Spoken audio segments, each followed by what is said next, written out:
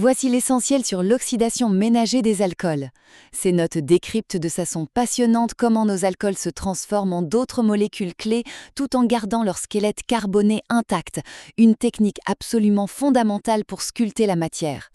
Alors, puisque la structure de base ne bouge pas, qu'est-ce qui détermine la transformation finale de la molécule? Eh bien, premièrement, tout dépend de la classe de l'alcool.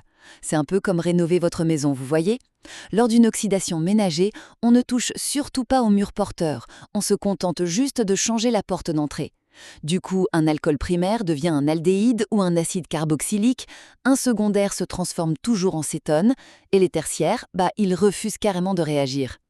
Maintenant qu'on sait à quel résultat s'attendre, comment on provoque concrètement ces fameuses rénovations en labo? Deuxièmement, on a 3 méthodes au menu.